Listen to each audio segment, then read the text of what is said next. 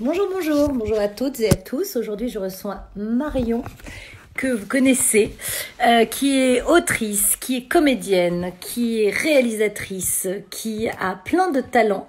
Et on a choisi le thème la liberté et le female gaze. Voilà, donc j'espère que ça vous parle, que ça vous motive pour venir. Bonjour Bertie, bonjour Lou, bonjour Coralie, bonjour Louis.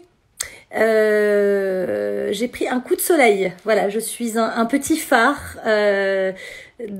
Voilà. Donc, bonjour Sarah. J'espère que tu vas bien. Ça me fait plaisir que tu sois dans un de mes lives.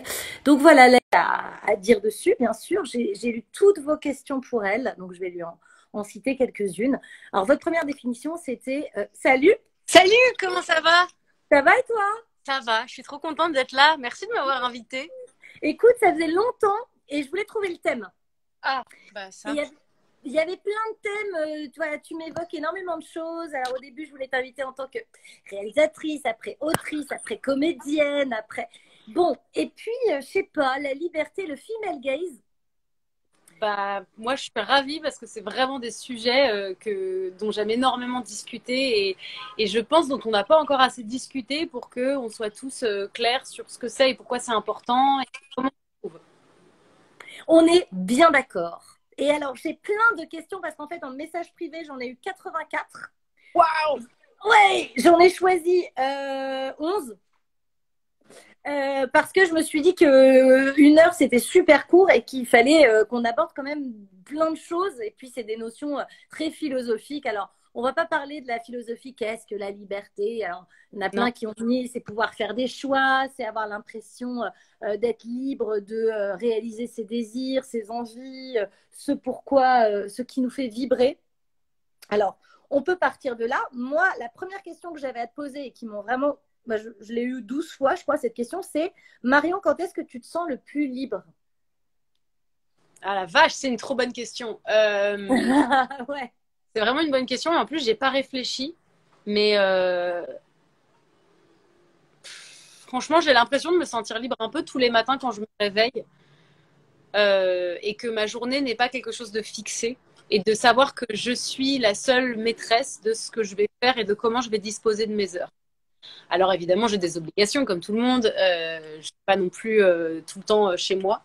Mais j'ai cette sensation de liberté dans le fait de me dire que je peux décider de ce que je fais et de ce que je fais et dans quel ordre je le fais, que ce soit des obligations ou pas.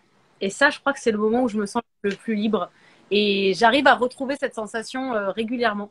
Le matin, quand je me réveille et quand je suis dans mon lit, les yeux ouverts et que je me dis dans quel quoi et pourquoi. Voilà. C'est vraiment moi le matin, exactement. J'adore le réveil parce que je suis un peu brouillée de mes rêves. Je suis encore un peu dans mes rêves, dans ma tête. Et en même temps, tout est possible. Ouais, Tu c'est ça. peux décider de tout vivre de toute façon, même si tout est imposé, parce que la contrainte peut rendre créative aussi, la contrainte peut t'amener des jolies choses, mais en fait, c'est toi qui vas décider finalement du courant de ta journée ou de le vivre bien, Ouais, de faire exactement. ce choix-là. Mais moi, j'ai réfléchi à la question, parce qu'à chaque fois, il te le posait à toi, mais je me suis dit, bah, je vais y répondre aussi. Ah oui, bien sûr. Et je crois que j'ai compris, non, mais c'est marrant, ça m'a fait une petite thérapie, pourquoi j'étais devenue comédienne. Parce que les fois où je me sens le plus libre, c'est quand je suis un peu en vacances de moi-même. Ah oui, totalement. Et donc, il y a plusieurs états pour ça. Il y a quand je joue un personnage, quand je ne suis pas moi, parce que je sais qu'il n'y a pas de conséquences. Je peux être horrible, je peux tuer ma famille, je peux être hyper en colère. Je sais qu'on ne m'en voudra pas derrière. En plus de ça, je commence à être payée pour ça. Plutôt Ah, cool. Donc là, c'est une énorme liberté. Je me suis dit, mais en fait, c'est pour ça que j'ai fait ce métier. C'est genre pour me foutre la paix et être en vacances de moi-même. Et je retrouve ça aussi dans différents états comme l'alcool, les moments où tu t'oublies un peu et où tu as l'impression que tu es en lâcher prise totale. Mais c'est pas forcément des substances, ça peut être aussi de la méditation, de la sophrologie, mais c'est quand je me laisse tranquille, quand je licencie mon petit flic là, ouais, intérieur. ouais, t'as raison. C'est vrai que quand tu joues, t'as cette sensation que les responsabilités qui sont euh, c'est pas les tiennes. C'est pas vraiment toi, c'est pas vraiment ta vie. T'es content de retrouver ta vie une fois que t'es sorti du truc, mais c'est vrai que j'adore cette sensation de pouvoir ouais, me laisser sur le côté un peu, de pouvoir m'oublier et oublier la réalité de mon existence. Et même, c'est pareil quand on écrit. Je suis sûre que tu as la même chose quand tu écris, quand tu es en train de te demander comment marchent les personnages. D'un coup, tes problématiques, c'est plus les tiennes, c'est les problématiques de quelqu'un d'autre. Donc, tu es un peu libéré de ce poids-là et ça nous... on se fout la paix, quoi. C'est bien d'être... tu as exactement raison. Et l'écriture, tu as raison, l'écriture, ça t'enlève de tes problèmes à toi. Et c'est pour ça qu'en fait, tu vois, pendant le confinement, ah oui, il y avait une question. Est-ce que vous vous êtes senti plus libre ou vous avez ressenti plus de contraintes pendant le confinement? Et ça, c'est une question que je voulais te poser. C'est drôle parce que je me suis pas sentie plus ou moins libre pendant le confinement, ça n'a pas changé. Mais en fait, ce que j'aimais bien, c'est avoir tellement l'habitude d'avoir des contraintes, d'avoir des obligations, que finalement, mes espaces de liberté, j'arrivais à les créer dans une journée hyper remplie, avec plein de choses auxquelles il fallait que je réponde, d'endroits où il fallait que je sois.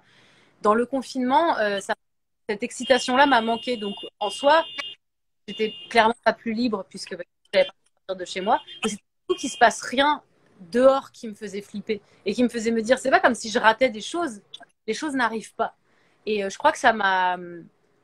Enfin non, en fait, c'était un moment un peu de crise et que je l'ai pas vécu comme un bon moment où j'allais me retrouver, prendre soin de moi. Je pense pas l'avoir vécu comme un moment plus de liberté. Toi, tu as eu la sensation d'être plus libre ou...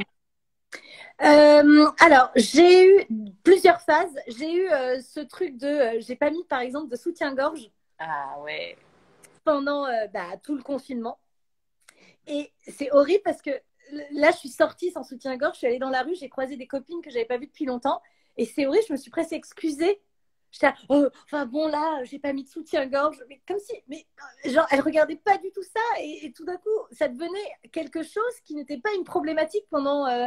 Et je me suis dit, ça y est, je me remets dans le regard des autres et je réponds aux questions en avance pour me justifier de quoi, en fait. Mais oui, c'est vrai. Oui, c'est vrai qu'on est beaucoup nos propres bourreaux, justement, nos propres flics de ça. On nous a beaucoup trop répété qu'il fallait pas, que du coup on se justifie en général de choses qui ne marquent jamais le regard de personne. Euh, Moi, j'avoue, pendant le confinement, j'ai pas mis de soutien-gorge, j'ai même quasiment pas mis de culotte et assez peu de vêtements nus, mais je veux dire, je me mets des jogging, je me mets des portables. J'ai jamais mis de jean pendant tout le confinement. Je me suis pas dit je vais m'imposer ça. Et finalement, en sortant, je me suis rendu compte que c'était vraiment moi qui me l'imposais, que personne me l'imposait. Alors que oui, probablement que j'aurais pu de côté si je me baladais en jogging tout le temps, mais en fait, je me suis rendu compte qu'on était quand même vachement nos propres pros là-dessus. Tu sais, à beaucoup se dire à nous-mêmes, il faut que je fasse ça, sinon, oh là là, qu'est-ce qu'on va dire? Oh là là, c'est pas rangé chez moi. Oh là là, à chaque fois, des milliards de petites choses alors que personne te demande rien en fait. Oui, et que surtout tout le monde a une réalité similaire. C'est-à-dire que personne va rentrer chez toi et dire c'est pas rangé. Genre... Ça coupe par petits moments, ma Marion. Est-ce que tu as enlevé le Wi-Fi ou Non, je suis en Wi-Fi. Faut que je l'enlève, tu crois? Bah, j'ai l'impression que moi je l'entends par intermittence. Okay. Qu'est-ce que vous tu en m'entends pensez? mieux maintenant? Elle bug un peu ou non pour vous? Ah ouais, je t'entends mieux, ouais. Là ouais. Tu m'entends? Ouais, je t'entendais un peu comme Robocop, mais cool. je devinais tes phrases en fait. Ah merde. Bon, bah, non, mais ça va. Moi, donc, j'ai eu ça. Moi, ce que j'ai aimé, c'est de ne pas avoir d'obligation pendant tout le confinement et de laisser, me laisser en paix, c'est-à-dire me laisser m'ennuyer.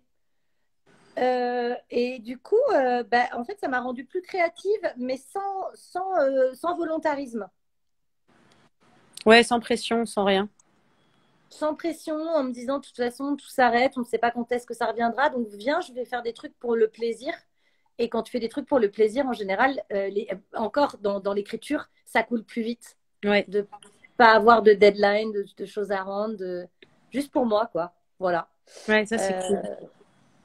Alors, de quoi on est prisonnière? Ça, c'était une question qui revenait souvent, les filles.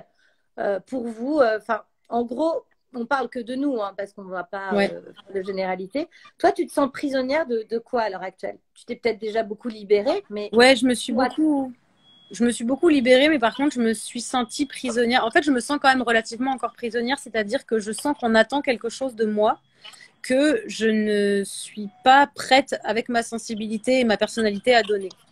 Donc évidemment, je me sentais prisonnière et je me sens encore un peu prisonnière de plein d'injonctions sur mon apparence, de mon obligation à être plaisante aux yeux des autres et principalement aux yeux des garçons, Donc, et puis pas, c'est pas avec un large choix sur le prisme de la beauté. C'est vraiment genre, c'est ça. Il faut que je rentre dans cette petite case de la beauté. Il faut que j'ai telle apparence, tel poids, telle couleur de cheveux, telle coupe de cheveux, tel vêtement.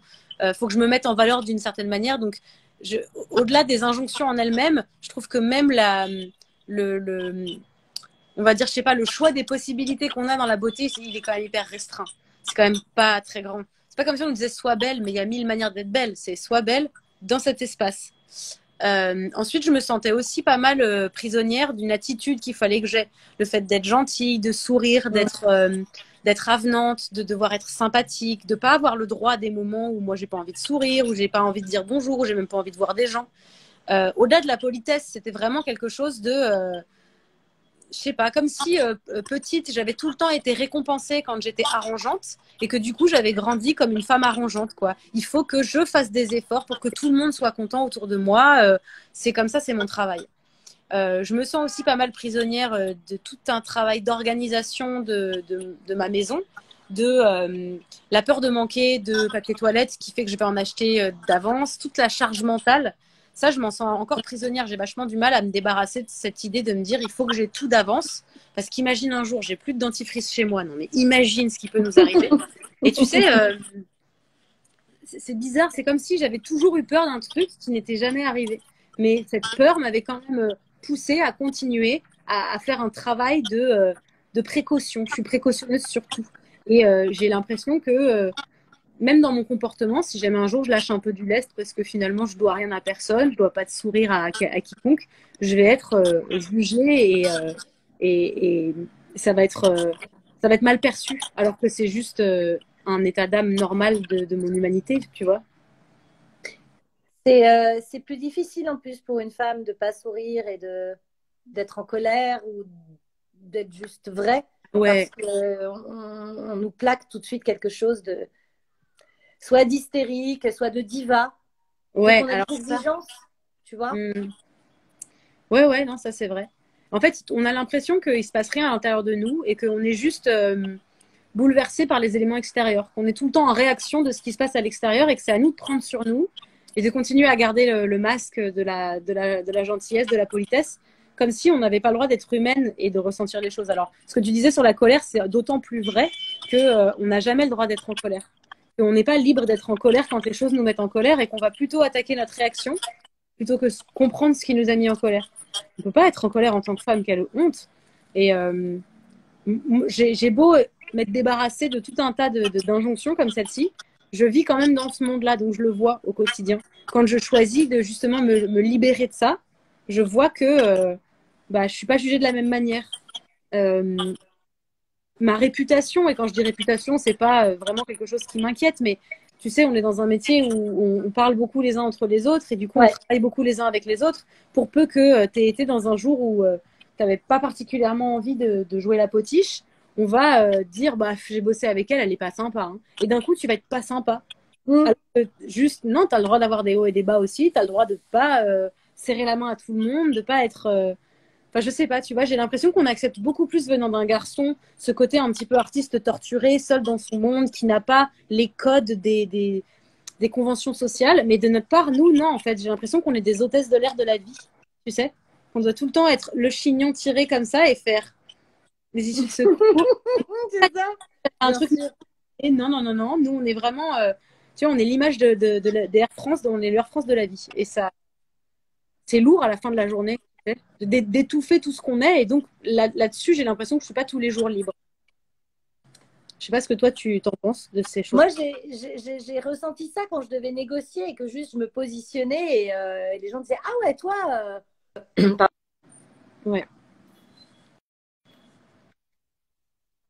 Franchement, enfin, alors qu'un homme le fait très naturellement, en fait. C'est normal de se dire, bah voilà, moi, je vaux ça, je pense que j'ai telle valeur. Et tout d'un coup, quand tu as un discernement par rapport à ça, on te reproche pas mal enfin, ouais, voilà, moi, je sentais que tu pouvais vite être traité de diva.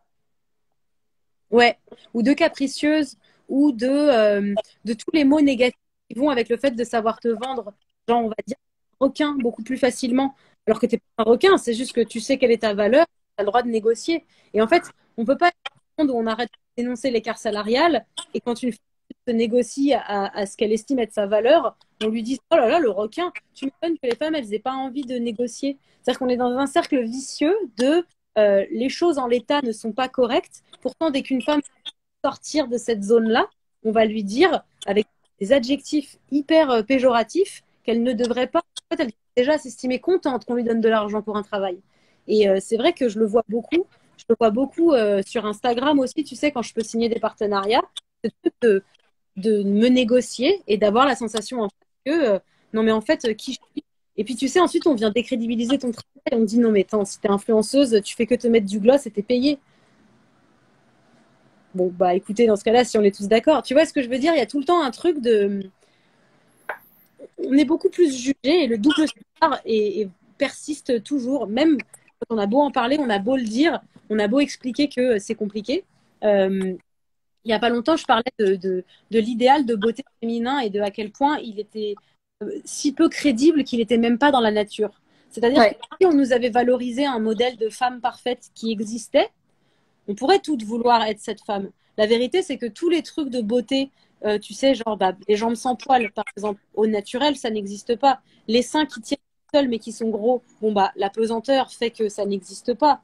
Toutes ces choses-là n'existent pas. Et donc j'étais en train de dénoncer le fait que l'idéal de beauté féminin était totalement factice. Il n'était pas la chance, il a touché une personne sur 5. Non, il n'existe pas. Et que du coup, à force de grandir avec cette idée-là, on voulait un idéal qu'on pourrait jamais atteindre. On ne pourra pas atteindre la cellulite parce que c'est la texture des cuisses, c'est comme ça. On ne pourra pas atteindre pas de vergeture parce que quand la peau elle craque, c'est ça qu'elle fait. Tu vois ce que je veux dire? On ne pourra pas atteindre pas de poils au naturel, c'est absurde. Et il y a un type qui m'a répondu oui, mais nous aussi pour les garçons c'est un peu difficile parce que le modèle de beauté masculine, et il m'envoie une photo d'un mec très musclé. Et je lui dis mais la différence c'est que vous, votre pression, elle est sur le fait de développer un truc que vous avez déjà. Tu vois? Oui. On pousse les mecs à aller pousser à la salle, c'est vrai, mais on leur demande pas de se faire refaire rien. On leur dit juste, avec un peu de sport et une alimentation. Alors attention, je dis pas que c'est mieux, je dis pas que c'est moins grave, je dis juste que nous, on nous demande jamais de développer ce qu'on a. On nous demande d'avoir un truc qu'on n'aurait pas au naturel. On dirait que la police c'est moi, mais non. Ouais, attention, planque-toi. Ça rebug un petit peu par moment, mais ça va. Bah là, ils sont coincés sur la fenêtre. Ah, on va les laisser. On fait une petite musique de fond. T'as complètement raison. Et c'est non, mais c'est une pression. Je vais attendre que ça passe. Je vais changer de pièce. Ah, attends. On dirait qu'en fait, il y a des bouchons en bas de chez moi. Mais laissez-les passer. Paris ne me manque absolument pas. C'est pire, je vais dans ma salle de bain, je vais aller m'enfermer dans ma salle de bain. C'est bien, on visite un peu. Voilà. Et là, c'est ma salle de bain. Voilà, voilà. Donc, voilà. J'adore. Oui, tu me disais, c'est bien. Un tour et t'es dans ta douche, j'adore. Voilà. Ouais, non, mais c'est insupportable.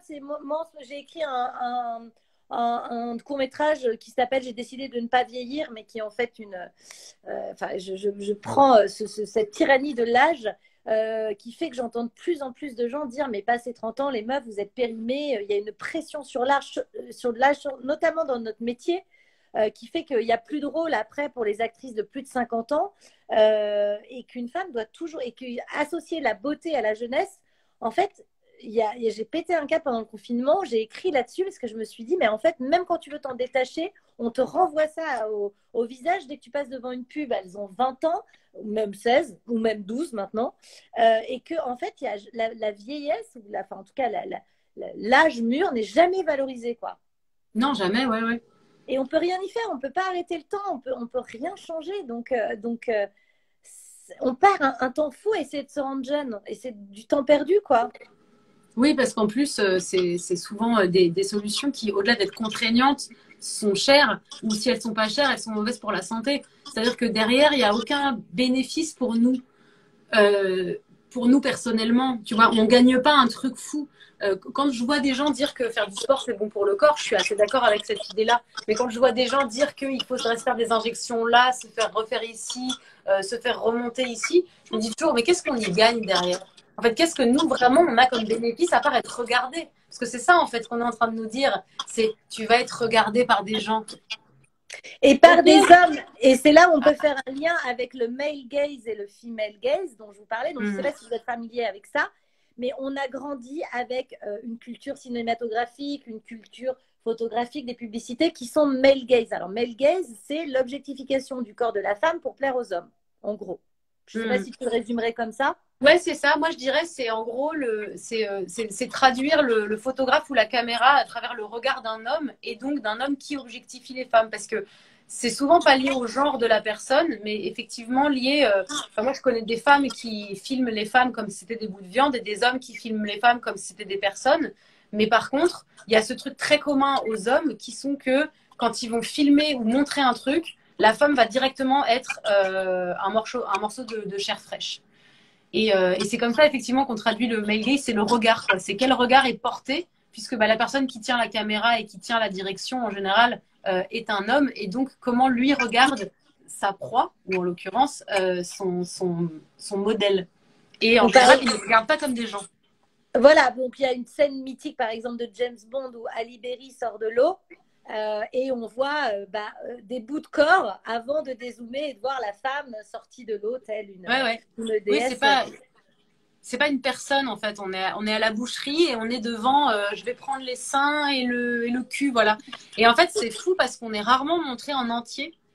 On est rarement montré en entier quand on est censé être quelqu'un de sexy. Et d'ailleurs, sexy est en général dans les descriptions des personnages. C'est-à-dire à quel point on n'est pas sur des personnages complexes, nuancés, qui veulent apporter un truc au niveau de l'intrigue. Et non, on est joli ou pas.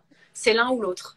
Jolie fille, ouais, moi c'est exactement ça. C'est machin, 30 ans, 35 ans, jolie fille ou pas trop jolie, mais tu vois, tu te dis, mais il y a c'est ça. derrière. Qu'est-ce que... Bien sûr. Alors, moi, ça m'a fait rire parce que j'ai passé 2 castings la même journée. C'était pour 2 trucs super différents qui n'avaient rien à voir. Et dans les 2 castings, je jouais une jolie fille, donc, qui faisait du rentre-dedans, mais vraiment très, très rentre-dedans, à 2 mecs qui étaient vraiment pas des jolis garçons. Et quand je dis vraiment pas des jolis garçons, je parle en dehors de toutes les injonctions qui sont faites sur le physique des garçons. On était vraiment sur des mecs pas très beaux. Et c'était OK pour eux. C'est-à-dire que les mecs, quand ils écrivent un scénario, ils disent « Ouais, cette meuf qui est hyper belle va trop avoir envie de sauter sur le pantalon de machin. » Et à chaque fois, je suis là, mais vous pensez vraiment qu'on se dit ça? Vous pensez que quand on vous voit, la seule chose qu'on se dit, c'est « Et je trouvais ça fou que ce soit pour 2 programmes différents, dans 2 styles qui n'avaient rien à voir, où à chaque fois, c'est des mecs qui ont écrit et où mon personnage n'avait comme but ultime de sa beauté uniquement de pécho des gars qui en plus étaient même pas le loser normal, genre en dessous en termes de tout, tu vois. Et je me disais mais c'est magique quoi, c'est magique. Je comprends pas d'où ça leur vient qu'ils imaginent qu'on veut faire ça. Et du coup, je trouve que le male gaze il se déplace aussi dans le scénario en général. C'est-à-dire que c'est vrai que les réalisateurs et les photographes utilisent ce regard-là, eux, sur ce qu'ils filment, mais même souvent, dès le scénario, si tu veux, c'est déjà défini. Et tu sais qui a écrit, tu sens qui a écrit, tu vois. Je vois très bien. Je vois très bien. Et tu sais que j'ai fait une découverte pendant le confinement. Mais dingue, c'est que j'étais en train de faire mon top list de mes films cultes. Ouais. Et dans mes 5 premiers, ils ont quasiment... Non, il y en a un que j'ai viré parce que c'est pas vrai. C'est Retour vers le futur, mais ça, c'est un film d'enfance et je le mets de côté. Ouais. J'avoue, celui-là, je le mets de côté. Mais dans ceux que j'ai préférés, ils ont tous un female gaze. Ils sont tous female gaze. Par exemple, il y a Titanic, qui pour moi est le chef-d'œuvre de mon adolescence. C'est un female gaze. C'est-à-dire que c'est à travers Rose que l'histoire est racontée. Elle lutte contre le patriarcat, elle est contre ce qu'on veut lui imposer comme vie et veut la vie avec Jack voilà, qui la randonne. C'est elle qui choisit, c'est elle qui a le plaisir et qui a la main comme ça sur sa voiture et qui fait... voilà, c'est à travers... Et puis elle crache et puis elle a envie de se libérer de tout. Et pourtant, c'est réalisé par James Cameron. Ah oui, bah oui. En 97, donc tu vois, il est vachement avant-gardiste quand même. Oui, c'est vrai. C'est très vrai. Moi, il y a aussi dans mes films préférés et qui ont aidé, je pense, à me rendre compte que finalement, il n'y avait pas beaucoup de female gaze dans le cinéma. Il y a eu Dirty Dancing, qui est un des films les plus féministes que j'ai vus, mais où je me suis rendu compte que le film, il était féministe quand j'avais la vingtaine dépassée, tu vois. Et en fait, c'est elle qui est promise à un grand avenir d'avocate ou de juriste, qui vient d'une famille bourgeoise. Donc elle, on va dire qu'elle serait le cliché du prince charmant dans ce film. Et c'est Johnny, qui est juste un simple petit prof de danse issu de la classe populaire, qui se prostitue pour gagner un peu sa vie. Et c'est lui la bergère, tu vois. Et la leçon du film est apportée par elle. Il y a toute une scène sur l'avortement qui n'est jamais questionnée. C'est-à-dire que, tu sais, la copine de danse de Johnny, elle doit se faire avorter. C'était une période où c'était illégal. Mais il n'y a pas de discussion dessus. On n'essaye pas de lui dire, t'es sûr, vraiment, pense-y quand même. Et puis, il y a ce truc de elle qui découvre sa féminité, qui n'a jamais été quelque chose qu'on lui a mis en valeur, puisqu'on lui disait qu'elle était intelligente et que du coup, a priori, elle n'avait pas besoin de ça, à travers la danse qu'elle maîtrise pas du tout au début et qu'elle finit pas maîtriser. Et c'est vraiment elle qui lui apprend la leçon et c'est elle qui se mouille. C'est elle qui se mouille en décidant de dire, de dire à son père, voilà, je sors avec un mec comme ça. Et surtout de lui en vouloir de ne pas lui avoir raconté la réalité sur les classes sociales, de lui avoir menti et de l'avoir enfermé dans un petit nuage. Et en fait, c'est génial parce que c'est elle qui porte tout. Pour le coup, ça a été écrit, produit et réalisé par 3 femmes. Donc, il n'y a pas de grosse surprise, mais tu vois, ça m'a heurté seulement tard dans ma vie que c'était un film. Je ne comprenais pas pourquoi il me parlait tant. Puis quand j'ai grandi, j'ai fait ah, mais d'accord, ok. C'est pour ça qu'il parle vraiment beaucoup plus aux femmes. Ouais. Ouais, mais tu vois, ils sont un peu gênés dans leur code. Ouais. Mais au-delà d'être gênés, ils l'ont aussi beaucoup marketé comme un chick flick, tu sais, comme un film de gonzesse. Ils l'ont marketé comme, alors la moitié des gens pensent que c'est une comédie musicale alors qu'il n'y a personne qui chante dans ce film, mais c'est parce que c'est un film avec une bande originale qui est géniale. Et il a été marketé comme pour les filles, tu sais. On te le dit quand ça sort, on dit alors mesdames, et t'es là, pourquoi mesdames? C'est un film de meuf, quoi. Un film de fille, mais quelle angoisse. Ouais, c'est ça. Ah oui, c'est bien, c'est bien. Ouais, ça reste aussi un de mes films que j'ai beaucoup de mal d'ailleurs à regarder avec mon mec parce qu'il accroche pas du tout, quoi. Ah ouais. Mais je pense aussi parce que c'est la VF et que moi j'ai regardé en VF. Il y a certains films que je regarde en VF, j'avoue. Bah ouais, mais ceux de notre enfance, je peux comprendre, tu sais, on les connaît ces voix, on a grandi avec, c'est difficile de passer à la VO. Ah bah le Retour vers le futur, je l'ai vu en VO avec mon fils, j'ai fait oh non, je préfère le dub en français, il est beaucoup trop bien. Il est plus caricatural en français, donc plus drôle. Oui, bien sûr. Je trouvais. Et donc, j'avais noté des films. J'avais Thelma et Louise qui m'avait énormément marqué. Ah, Thelma et Louise. Bah oui. Alors, pour ceux qui prennent en compte le male gaze, c'est pas l'inverse du male gaze. Le but, c'est pas d'objectifier le corps de l'homme, mais justement d'avoir un rapport égalitaire entre les sexes. Ça veut dire de prendre en compte aussi le désir, le plaisir de la femme, tout autant que celui de l'homme, et que c'est juste pas un point de vue d'objectification de son corps. Donc, c'est juste qu'elle existe autant que lui. Oui, comme un individu entier, pas comme des bouts d'individus. Exact. Alors, j'ai envie de te dire, dans Thelma et Louise, je me demande si elles n'ont pas un peu male gazé à l'inverse. Ouais, Brad Pitt. Brad Pitt, pour le coup, là, c'est notre petite revanche parce qu'il est un peu présenté au départ par Petit Bout. Ouais. Et cette scène, c'est quand même une scène hyper érotique pour nous parce que c'est un fantasme du bon coup. C'est vrai, mais à la limite, c'est pas négatif. Encore une fois, à partir du moment où tu te places dans l'œil de la personne qui le regarde, probablement que quand elle le regarde, elle le voit bout par bout, comme parfois, quand on est regardé par un mec, on est regardé bout par bout. La différence, c'est qu'il apparaît d'abord en entier avant d'apparaître bout par bout, alors que les femmes, en général, dans les films, elles apparaissent d'abord. Vraiment, c'est genre, avant même de savoir quel est le visage de la nana, tu connais son cul. Ouais. Et c'est ça qui est absurde.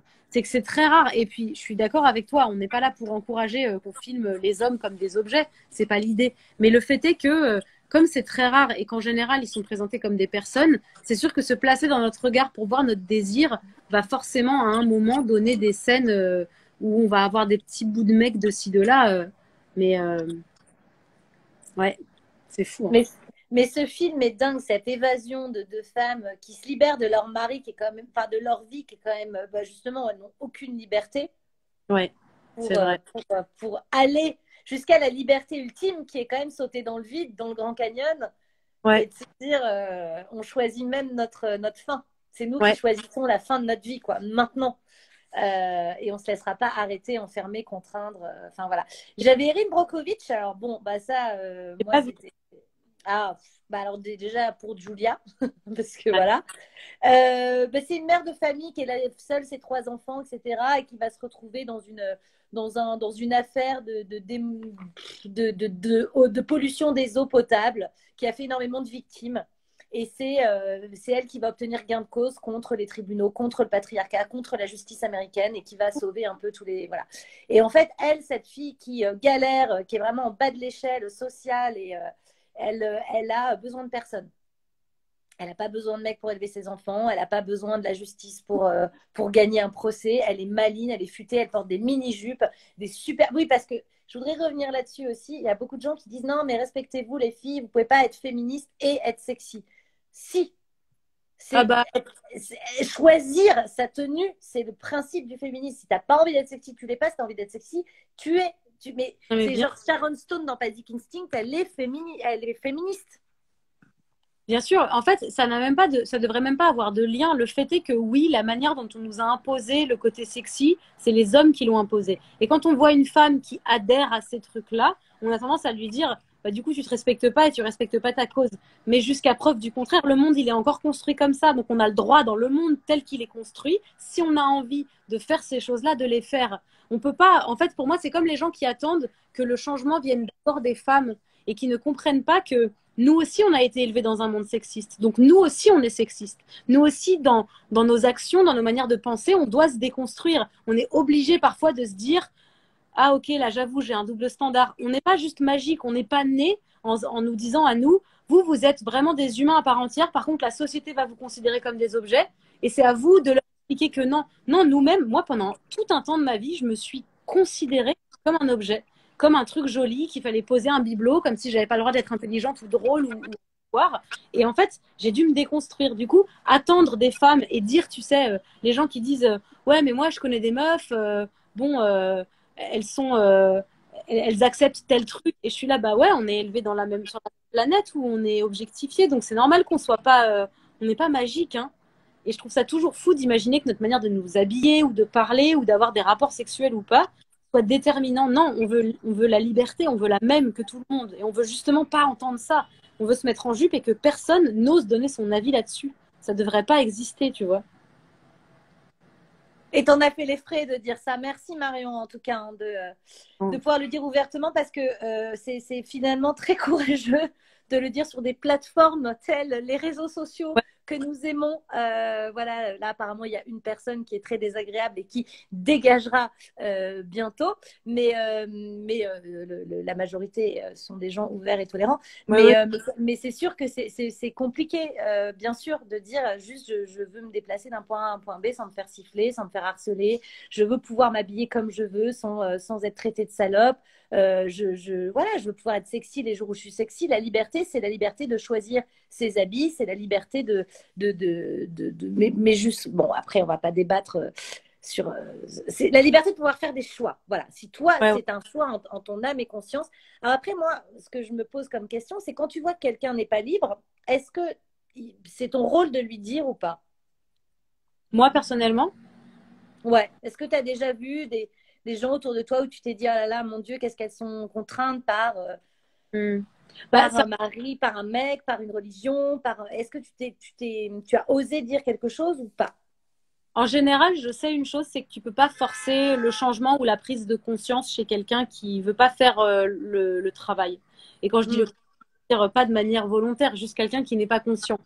Euh, du coup, ce que je me dis toujours, et c'est ce que je fais aussi dans mon contenu, c'est que en essayant d'être pédagogue et de lever un peu les tabous sur justement ces sujets-là de féminisme et de liberté, peut-être que je planterai la graine et qu'ensuite je pourrais aider à ce qu'elle pousse. Mais je pourrais jamais forcer la prise de conscience de quelqu'un. Je pourrais jamais dire à une personne, mais tu te rends compte, c'est honteux, parce que j'ai pas non plus envie de faire l'effet inverse et que la personne se sente honteuse d'être dans ce truc-là et de pas avoir eu la conscience de déconstruire ou quoi. Donc la seule chose que moi je peux faire, c'est continuer à véhiculer ce message-là et à le donner et à poser des questions.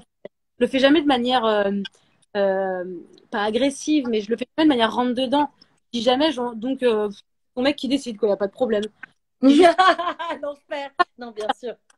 et toi, t'as envie de quoi, par exemple? Tu sais, Mm. et juste faire naître les choses comme ça. Et je sais que les graines, elles poussent, même si ça met du temps, même si Mais comme tu peux pas forcer le changement, tu peux pas forcer l'aide, tu peux rien forcer de tout ça. Le mieux, c'est juste de faire comprendre à la personne par des questions très simples qu'en fait, elle a le choix.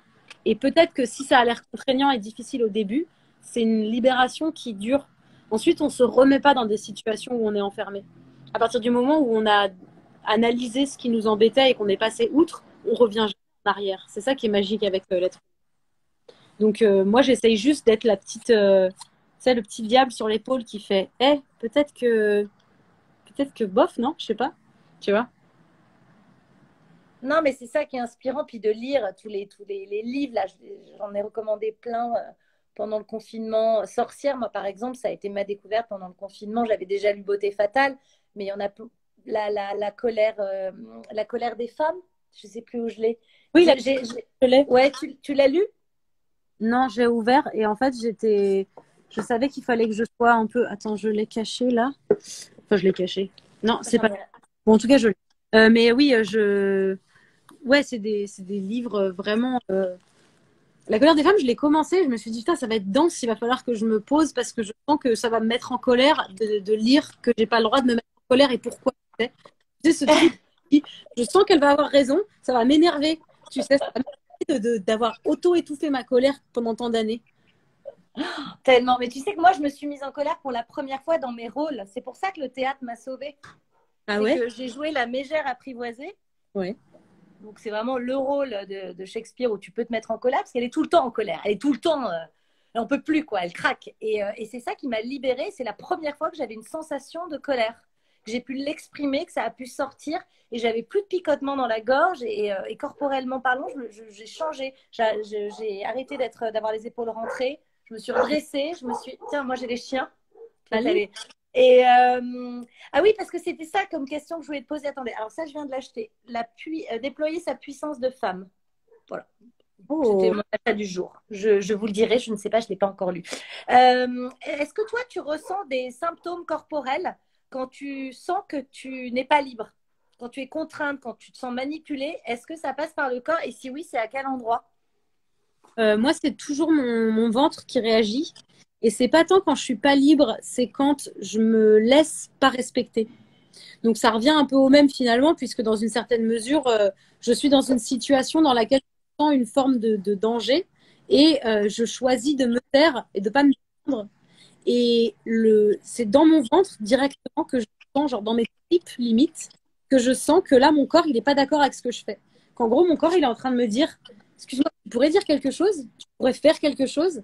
Et dans les situations dans ma vie où je me suis tue, où j'ai pas parlé, par peur de tout ce qui peut exister sur Terre ou je ne sais quoi, par peur des représailles, par peur du jugement, par peur d'être insultée, ou même d'être dans une situation qui confronte vraiment ma colère, justement, j'ai eu mes tripes qui m'ont dit, bah non, bah en fait, ça se fait pas. Donc parle. Et aujourd'hui, j'ai mon corps qui me demande de parler quand il faut que je parle. Et en général, c'est parler pour me défendre, parler pour me sortir d'une situation dans laquelle je suis pas respectée, d'une situation dans laquelle je suis un peu abusée ou où je suis carrément prise pour une conne. Et ça, mon corps me laisse plus le faire. Pendant des années, mon corps m'a laissé faire. J'avais des crises d'angoisse, je savais pas à quoi c'était dû. J'étais là, oh non, je sais pas, je suis un peu angoissée. Puis un jour, j'ai compris. Et à partir du moment où j'ai compris que mes crises d'angoisse, c'était tous ces moments où j'avais un truc à dire pour me défendre et où je l'ai pas dit et où donc je me suis laissée encore une fois prendre la charge émotionnelle de la situation, mon corps me dit, bah, ça m'intéresse pas. C'est magique, hein.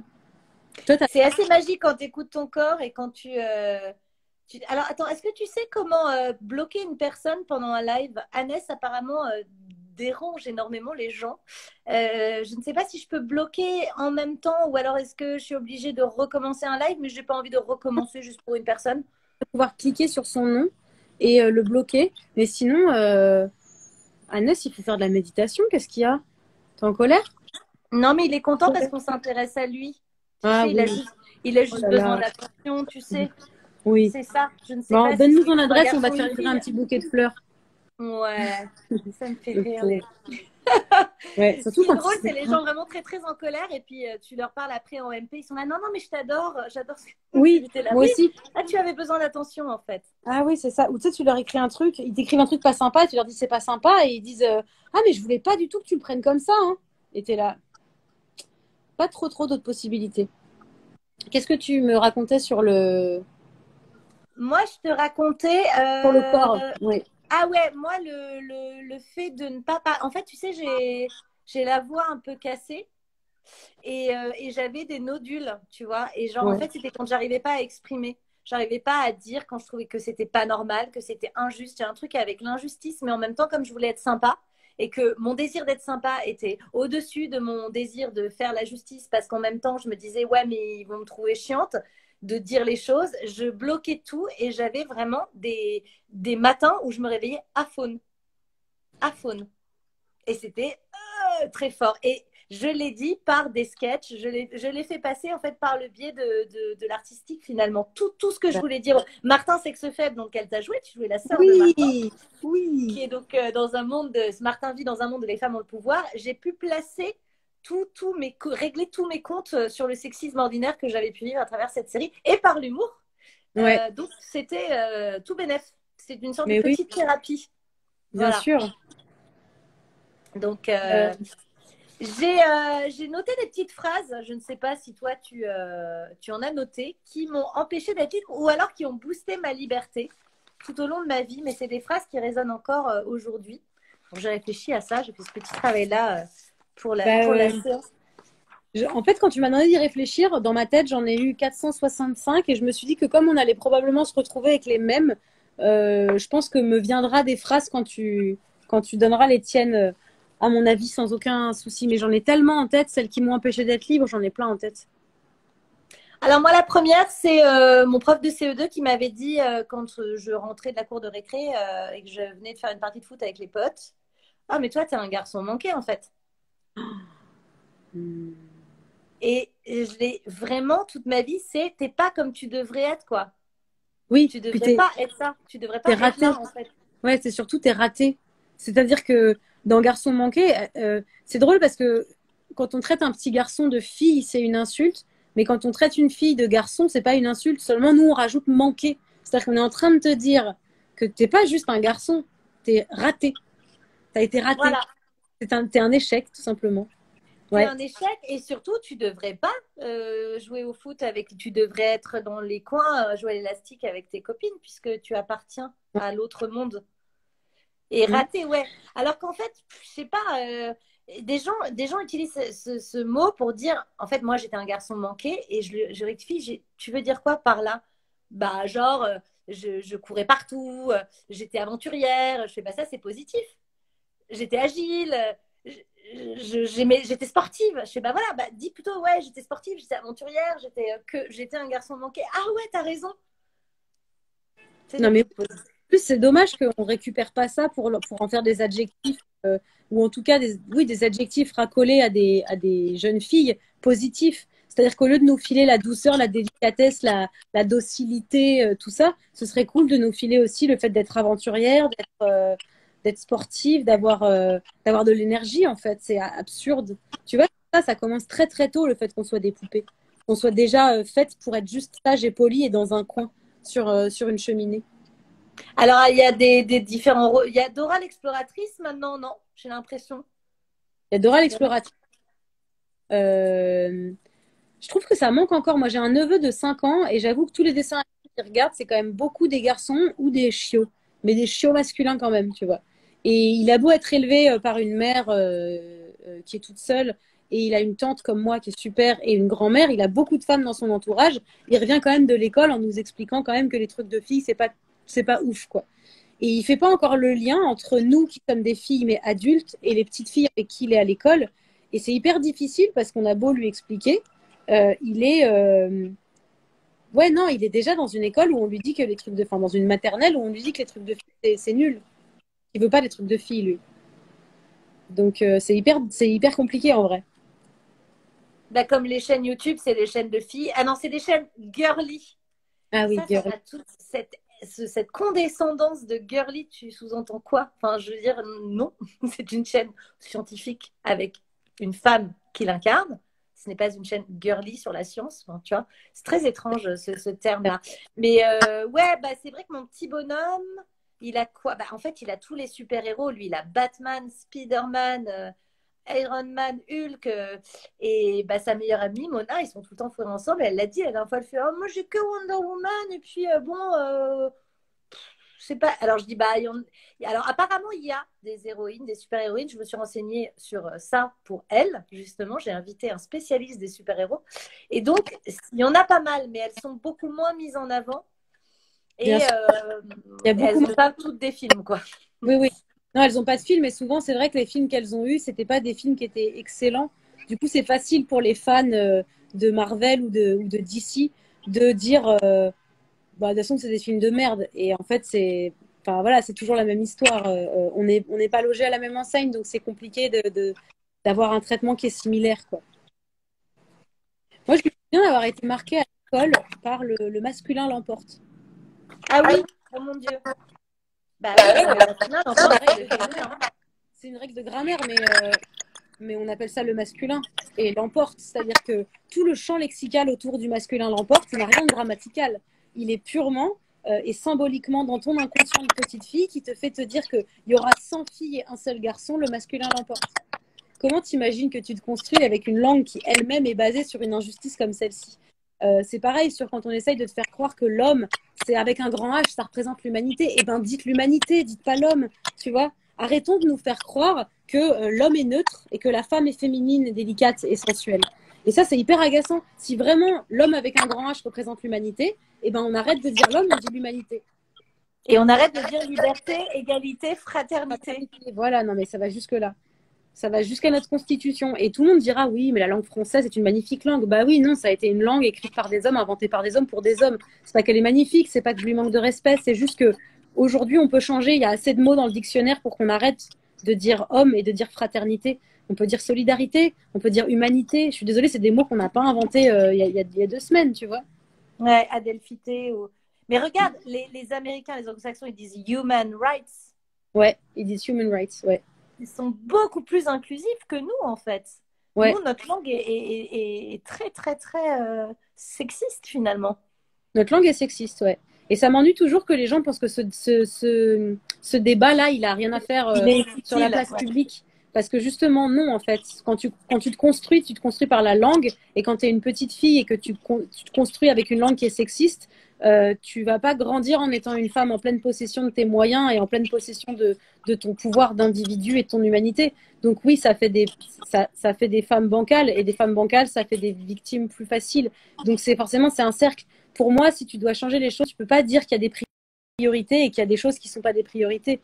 Tout est une priorité, il faut tout faire en même temps. Il faut changer la langue en même temps qu'on change l'éducation à l'école, en même temps qu'on change ouais, en même temps qu'on change tout, quoi, qu'on change le système politique et tout ça. Il n'y a pas de priorité. Oui, il y a des choses qui sont plus graves, mais il n'y a pas de vraie priorité. Il faudrait que tout change en même temps. Bah, surtout que si, par exemple, la devise change de main, admettons, ça, c'est le premier pas. Donc, ça devient liberté, égalité, solidarité, admettons. Mm. Mais les enfants apprendront pourquoi on l'a changé et qu'est-ce qu'il y a derrière. Et il y aura des vrais débats en classe et on pourra remettre les choses dans la perspective dès le plus jeune âge, Ouais, c'est dès le vrai, CP. bien sûr. Et Ouais, ça c'est sera hyper très important. fort. Ouais, Pourquoi ouais. ils l'ont changé en telle année? Parce que ça prenait pas en compte la fratrie, c'est masculin. Ça prenait pas en compte la moitié, même plus de la moitié de la population française. Ouais. Le suffrage universel, c'était le droit de vote pour les hommes pendant longtemps et on appelait ça le suffrage universel. Les femmes ne pouvaient pas voter. Et Non, ça, mais c'est oui, hyper, hyper important. Et tout le monde trouve ça futile. Ah, il y a d'autres problèmes.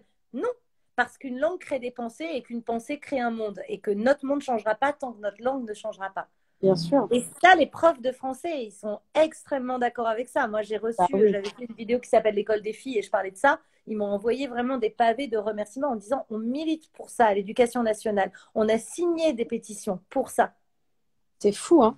C'est fou que ça mette tant de temps. Et le problème, c'est que les arguments des personnes qui sont contre est toujours un truc de tradition et de devoir de mémoire. Mais je suis désolée, enfin, il s'est passé des choses tellement tragiques dans l'histoire avec un grand H que je vois pas pourquoi est-ce qu'on aurait un devoir de mémoire d'une langue qui est si oppressive.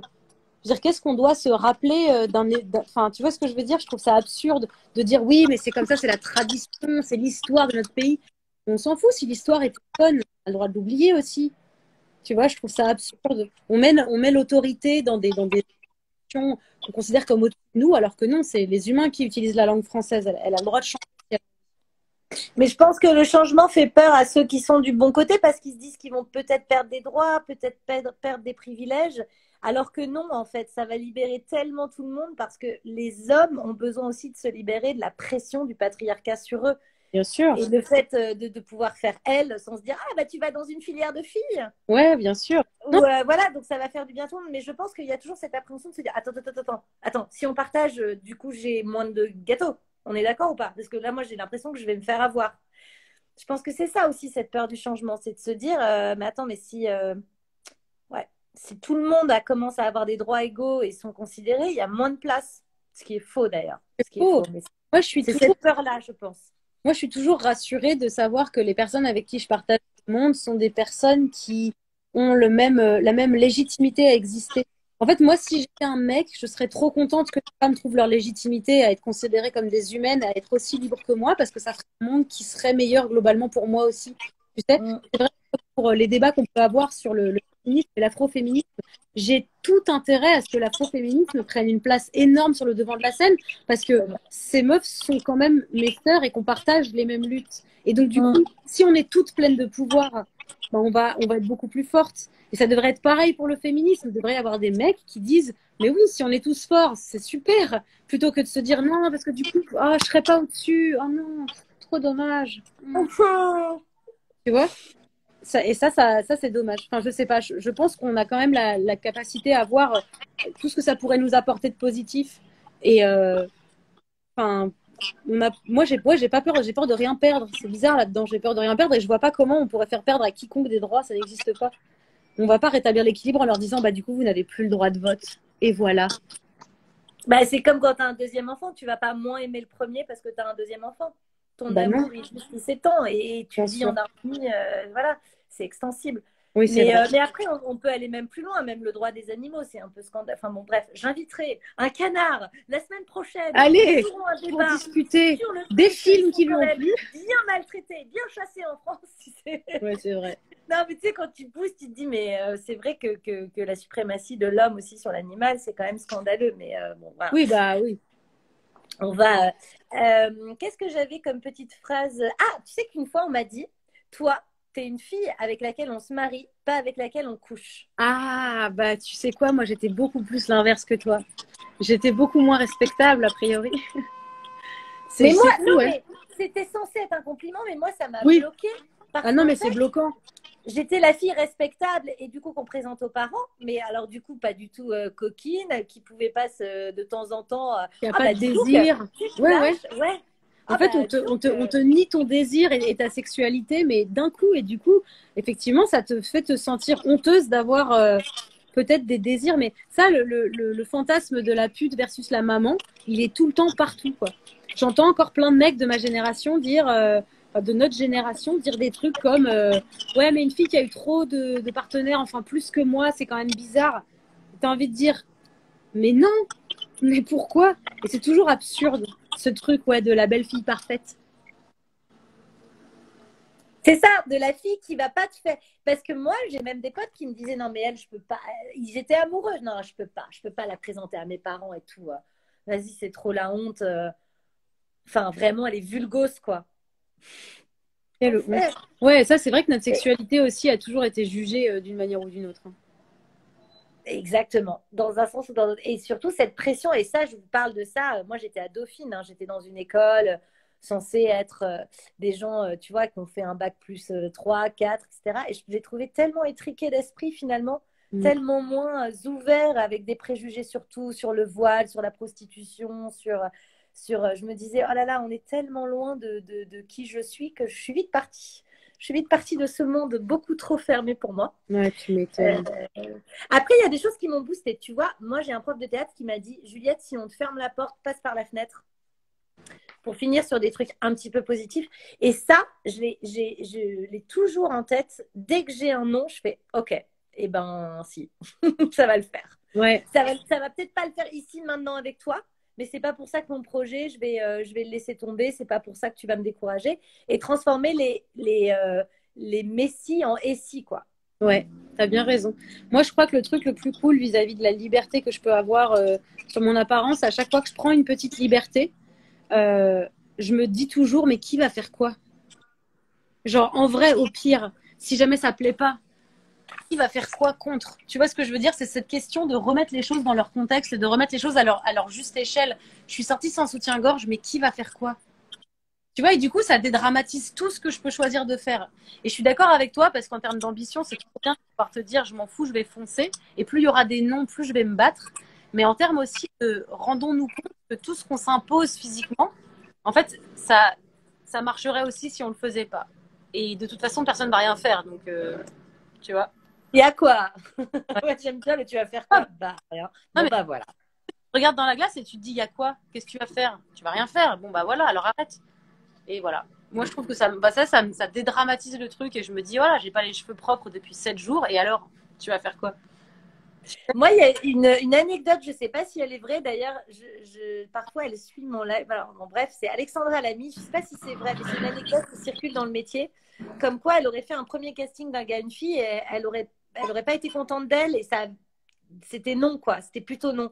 Et qu'elle avait redemandé à passer des essais plus tard quand elle se sentait mieux et plus prête, etc. Et qu'elle avait eu. Et c'est vraiment ça qui lui avait fait, voilà, décoller sa carrière et tout. Et je me dis, bah, c'est formidable qu'elle ait eu cette audace de dire, ok, je me suis foirée une fois, mais c'est pas pour ça que le rôle n'est pas pour moi. Et elle n'a pas voulu, voilà, porter préjudice à qui que ce soit. Elle voulait juste qu'on lui redonne une deuxième chance et elle a eu le courage de revenir la tête en se disant, redonnez-moi ma chance. Parfois, j'y pense, je me dis, je devrais Ouais, faire comme elle. mais Tu vois, grave, on devrait totalement faire comme elle. On devrait rappeler le se. directeur du casting. Mais Ouais, on a toujours peur de déranger et de se dire, ouais, oh non, mais attends, déjà, c'était pas terrible, mais en plus, le rappeler, lui faire perdre son temps. Mais alors qu'il cherche le rôle, et si ça se trouve, c'est toi, et c'est juste que tu n'étais pas dans un bon jour.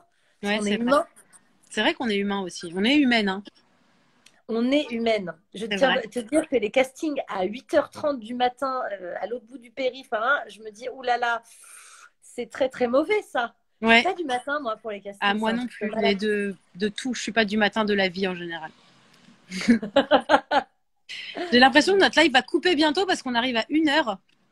Ouais, c'est vrai. Il reste peut-être 2 minutes, mais maintenant, c'est vrai qu'ils sont plus cool par rapport à ça. Bah écoute, tu sais quoi, on s'en refera un autre si tu veux, parce que du coup, t'as pas pu dire tes phrases et t'as pas pu. Non, mais j'ai Mais aimé les tiennes et t'as bien raison. tu sais quoi, je vais en faire une vidéo, je crois, tu vois, des phrases qui ont marqué ma vie et des fois, j'y repense et qui ont changé un peu le cours de... Et puis, c'est souvent des gens qui te disent des phrases complètement au hasard et tu te dis, ça m'a marqué et les gens sont là, ah bon? Je te dis ça, je t'ai bourré. Bah ouais, Oui, mais ça bien m'a sûr. marqué. Oui, ou tes parents qui t'ont dit à un moment, ils savaient pas que ton cerveau était en totale conscience et du coup, t'as retenu un truc et t'es là, oh, quelle horreur. Et encore, on n'a même pas parlé des films négatifs qui ont ruiné notre image de nous-mêmes, mais moi, j'en ai tout un tas. Des films où culture du viol et objectification tellement totale que du coup, je me suis demandé comment j'avais même réussi à grandir avec un rapport sain à moi-même parce que je me suis dit, putain, mais j'ai grandi avec ça. Ah, Tu parles de Clint Eastwood, de James Bond, non, même pas à la de limite. Indiana Jones. Je parle de, tu sais, un film avec Gérard Depardieu et Judith Godrèche qui s'appelle Bimboland. Ah, j'ai pas Ah vu. là là, Ah, je vais c'est le voir en ce moment. horrible. Elle joue une sociologue qui est donc très intelligente, mais qui ne plaît pas à Gérard Depardieu, qui n'aime que les bimbos, donc les femmes très exubérantes avec des seins visibles et des jupes courtes. Et il est lui-même sociologue, et donc elle fait tout pour lui plaire, en faisant croire qu'elle n'est pas intelligente, parce que les hommes vraiment n'aiment pas les femmes intelligentes. Et je me sens que ce film, il passait à la télé tous les ans, et je le regardais, et j'étais là en train de me dire, ok, donc faut être jolie, pas intelligente. Ok, ok, tragique. Moi, j'ai un de mes, je savais pas comment réagir à ça. J'ai un de mes meilleurs potes qui m'a avoué qu'il avait du mal à bander quand sa copine était plus intelligente que lui. Et ce qui était horrible, c'est que j'aimais beaucoup cette personne et qu'il avait les larmes aux yeux en m'avouant ça parce qu'il se sentait très honteux. Et j'ai trouvé que c'était très courageux de me le dire parce que Ouais, c'était sincère et que c'est vrai que c'est pas hyper beau comme non. vision. Et il me dit, tu vois, Juliette, enfin, c'était un semi-compliment. Il me dit, mais toi, t'es ma copine, mais jamais je pourrais te désirer parce que t'as du répondant, t'as du ping-pong, tu me challenges. J'ai vraiment besoin de dominer la meuf intellectuellement pour la dominer au lit. Oh là là. Mais je Et comprends, j'étais là, hein. Enfin, je veux dire, on est construit comme ça. C'est difficile de se dire qu'est-ce qui. non. Viens, je refais tout mon imaginaire d'excitation. C'est sûr, c'est pas simple. Dans les Pas deux camps facile. et il faut de la patience, de la tolérance et beaucoup d'éducation. Mais depuis #MeToo, pour terminer sur quand même une petite note positive, je trouve que le fait que ça ait libéré la parole de plein de vidéastes comme toi, comme enfin, vraiment plein de chaînes que je recommande d'ailleurs à chaque fois, et la liste est longue, et des cinéastes, des réalisatrices qui commencent à monter et à pouvoir un peu plus financer leurs films. Merci le CNC de leur donner des primes quand elles sont d'ailleurs femmes, parce que je crois que ça va arriver, ça. Bref, ça fait quand même avancer la société. Là, en 2-3 ans, on a fait un pas en avant. Ouais, c'est vrai. Mais ça se durcit de l'autre côté. C'est-à-dire que plus tu as plus de droits de féminisme qui s'expriment, plus tu as des masculinistes en face qui deviennent super mécontents et très méchants et qui harcèlent parce qu'ils ne supportent pas. C'est Ouais. dingue. La différence, c'est que le féminisme n'a jamais tué personne, alors que le sexisme tue encore quotidiennement. Donc, je me dis toujours que on n'a peut-être pas raison ou tort a priori parce que ça n'existe pas le bien ou le mal, mais au moins nous on fait de mal à personne, tu vois. Au contraire, oui, on termine sur du Ouais, ouais. Et il y a des gens qui, enfin, une personne qui disait arrêtez de vous victimiser. Jamais on se victimise, on pose le problème. Poser le problème et essayer de voir, de trouver des solutions n'est pas se victimiser. Voilà, faut arrêter d'être naïf, faut arrêter de se voiler la face. Il y a des problèmes, il y a aussi des avancées parce que voilà, on finit par des choses positives, mais c'est pas se victimiser que dire voilà les problèmes et voilà comment on va essayer de s'en sortir tout ensemble parce que comme tu disais, on est des sœurs qu'on doit déjà être comment on dit solidaire. Voilà, Ouais. j'ai eu un bug Solidaire. entre filles. Il y a un truc que je veux dire aussi aux femmes, c'est que faut pas hésiter à partager du contenu féminin, à parler des livres des filles, à valoriser beaucoup la femme parce qu'on a toujours tendance à être dans une certaine compétition, parce qu'on nous a mis dedans, encore une Bien fois, il faut sûr. déconstruire ça, parce que nos places sont plus chères, parce que comme il y a moins de places, bah forcément, on est plus obligé de s'entretuer pour la mériter, mais on gagne tellement parce qu'on finit par travailler aussi entre femmes, et donc ça crée du travail, ça crée du respect, et moi, il y a une liste de réalisatrices et de vidéastes avec qui je veux travailler qui est plus longue Ouais. que de réalisateurs. Donc, en fait, on gagne à être solidaire. Et en plus, quand vous êtes solidaire, les autres, tout d'un coup, font tomber les barrières de la méfiance et vous recommandent. Ouais, c'est ça, bien sûr. Mais en fait, c'est un peu comme un syndicat. Le principe du syndicat, c'est d'avoir une unité assez forte pour défendre les choses. Si on était toutes les femmes ensemble, on serait pas juste une de ci, de là à parler de féminisme et à se faire insulter. On serait toutes ensemble, toutes d'accord. Et du coup, on aurait un poids. Parce qu'en fait, on a le pouvoir d'une manière ou d'une autre. Pas femme, mais le peuple a le pouvoir. C'est juste une question d'unité. Et je pense qu'il faudrait qu'on soit plus unis parce que du coup, on s'aiderait toutes les unes les autres. Il y aurait peut-être plus de place pour les femmes et du coup, on irait prendre nos places. J'ai envie de finir là-dessus, Marion. Bah, ça me va très bien. Ça m'a fait sourire et je me suis dit, vu qu'on est plus jolie quand on sourit, Oui, on va finir sur une note positive et douce et pleine d'espoir. avec plaisir. Non, c'est vraiment super agréable. Tu reviens quand tu veux. Tu me fais, hey, je veux parler de ça. Ou viens chez moi, on parle de ça. Ou viens, Ah, on fait en fait ce que tu veux parce que j'adore travailler avec toi. Tu le sais, on a déjà bossé pas mal de fois ensemble sur Parlons peu, sur Martin. Et donc, sache que voilà, c'est un vrai plaisir de t'avoir. bah, moi, pareil. Quand tu m'as proposé, j'ai sauté sur l'occasion. Ah, je crois que tu es la personne qui est le plus respectueuse dans les délais et les temps de réponse quand on te propose quelque chose. Oui, c'est J'ai des personnes que je dois relancer, c'est insupportable. fun. Je serai là à répondre en premier. Ouais, ça c'est vraiment un super truc. Et je te souhaite, bah alors je sais pas ce que je te souhaite de positif dans tes projets, mais je sais pas ce que tu es en train de faire en ce moment, mais en tout cas de les concrétiser et que ça aboutisse. J'en suis là encore. J'ai pas trop le droit de dire des choses. Et la vie reprend tranquille. Déconfinement, tout doux. Écoute, quand tu voudras nous en parler, Ouais. on sera là pour ça. Bah ouais. Voilà.